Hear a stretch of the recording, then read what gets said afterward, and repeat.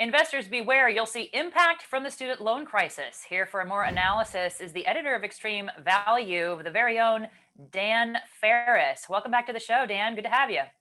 Great to be here. So it's not just Columbia students that are part of this protest. We know that recently about 1,800 students at Columbia University are claiming, quote, a significant source of financial hardship during this economic depression due to high college tuition rates. And they're threatening not to pay their tuition or school loans. There's also students across the country who are doing the same thing. What is the cost to investors here?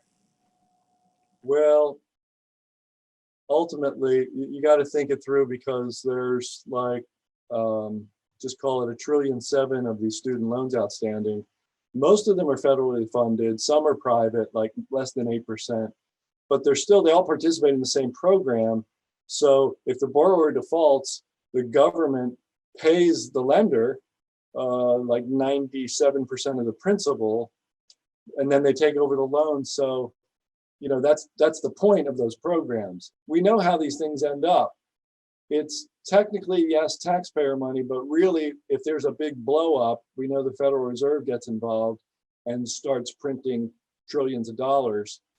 They're talking about forgiving up to $10,000 a person in private and non-federal loans. What kind of impact can that really have, not just on the student, but on the rest of us that are essentially going to be impacted by whatever decision they make? The consequences will kind of be farther down the road. $1.7 trillion is a lot of money, and 10,000 per student loan is a lot of money. But it'll be printed into existence. I think as a society we pay a price because this is a bad idea. It's sort of like the same as with minimum wage, like $15 an hour. Why not make it 35 or 45 or 50? And well, if you're going to cancel 10,000, why not cancel the whole thing? And what does that say about us? What kind of a society do we have at that point? I would say we have a really troubled one, and these are the kind of things that ultimately can lead to like really widespread protesting and people getting people who paid their loans, like me. I mean, I'm older now, but what if you just paid everything off and then the government says we're going to cancel up to 10,000 or more? I mean, you're not going to be very happy. But shorter term, I think the argument being made here is that, look, we need to have students in the workplace that are not saddled by up to $100,000 in student debt. Sure. We need them to be able to buy cars and homes and start families. That's good for the economy.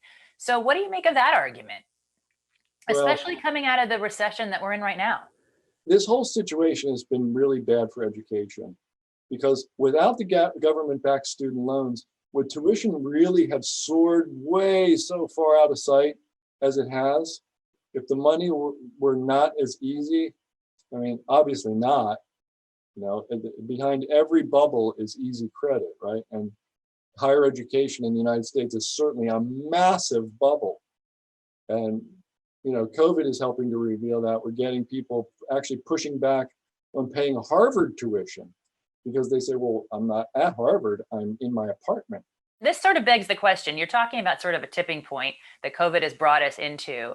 And that makes me think that we could actually see some reform, which is, sort of at the root of what Elizabeth Warren and other more progressive economists have argued, which is that, we need to reform the price of college. It has gotten way out of hand, to your point. So what do you see in terms of the possibilities for reform, and then the possibilities of investable assets for those of us who say, yeah, like we want more opportunities to invest in maybe another product that is publicly traded but privately held, is not backed by the government, could really make me some cash and get some education out there that's more affordable.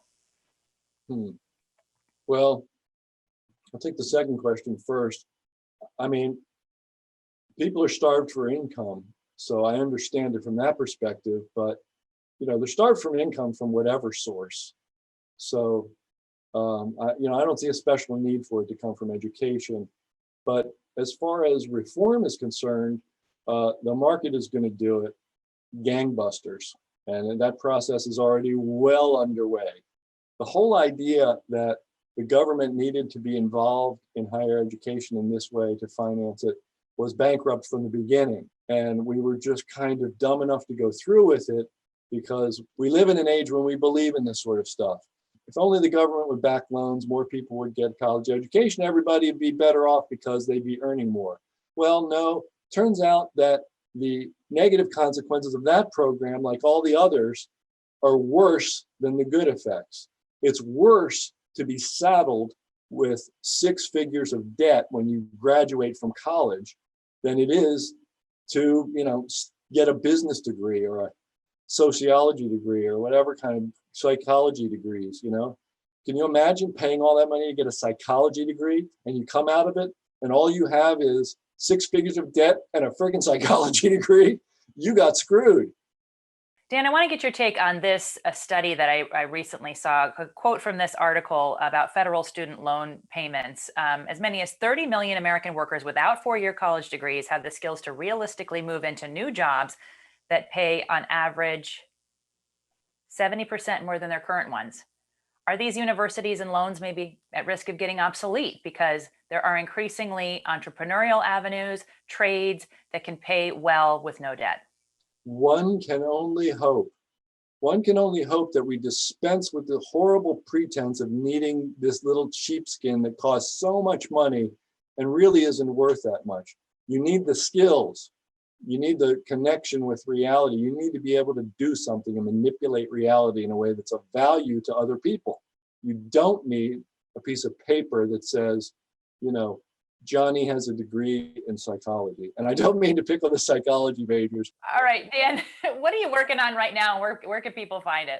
Well, I'm the editor of Extreme Value, and you can find Extreme Value in different ways. You can go to stansberryinvestor.com and find it through there. And you can find me as the host of the Stansberry Investor Hour podcast at investorhour.com. And if you'd like to see much more content like this, please subscribe to our YouTube channel. You can also find us on Facebook, Instagram, LinkedIn, and Twitter. That's all for now. Thanks for watching. I'm Jessica Stone.